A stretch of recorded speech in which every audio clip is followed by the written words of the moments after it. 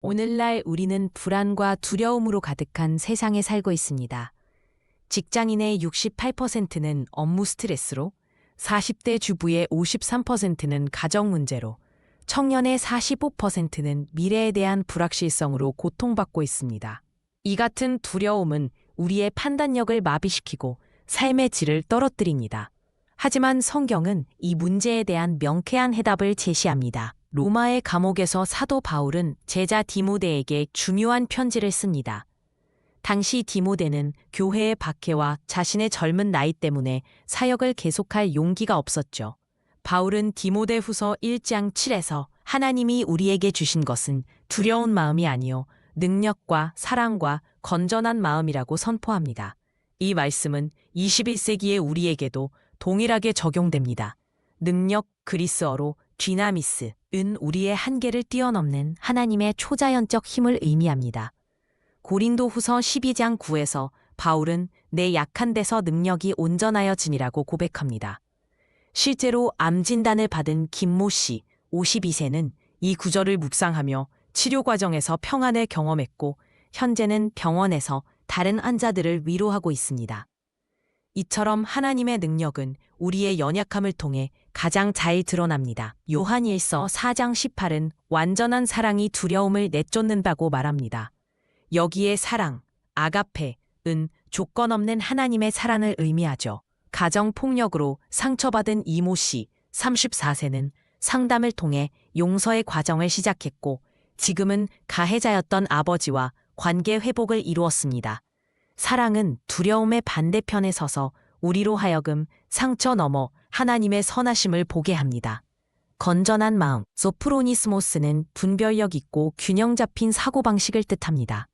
로마서 12장 2에 마음을 새롭게 함과 연결되는 이 개념은 우리가 상황을 하나님의 시각으로 바라보는 훈련을 말합니다. 주식시장 폭락으로 재정적 타격을 입은 최모 씨, 45세는 매일 성경 구절을 필사하며 불안 대신 감사 목록을 작성했고 이로 인해 진정한 풍요를 발견하게 되었습니다. 역사는 이 약속의 진실성을 증명합니다. 2세기 순교자 폴리갑은 화형당할 때 86년간 그분을 섬겼는데 나를 해치지 못하노라고 선언했고 20세기 선교사 코리 텐돔은 나치 수용소에서도 포로들에게 희망을 전했습니다. 오늘날 한국에서는 김 목사, 가명과 인권운동을 하며 수차례 위협을 받았지만 디모데후서 1장 7을 암송하며 두려움을 이겨냈습니다.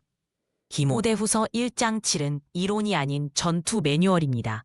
대학 입시를 앞둔 학생은 시험장 입구에서 이 구절을 묵상하며 떨리는 손을 움켜쥡니다. 이민 생활로 고립감을 느끼는 주부는 현지어 성경 공부 모임에 용기를 내 참여합니다.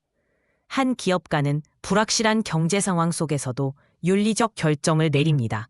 모두 말씀이 주는 능력, 사랑, 건전한 마음이 실제 삶에서 작동한 사례입니다. 두려움은 우리를 속입니다. 넌 실패할 거야. 누구도 너를 이해하지 못해.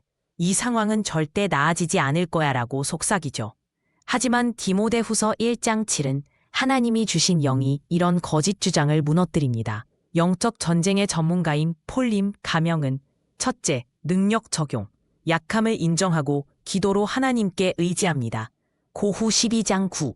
둘째, 사랑, 실천, 두려워하는 대상이나 상황을 위해 구체적인 사랑의 행동을 선택합니다.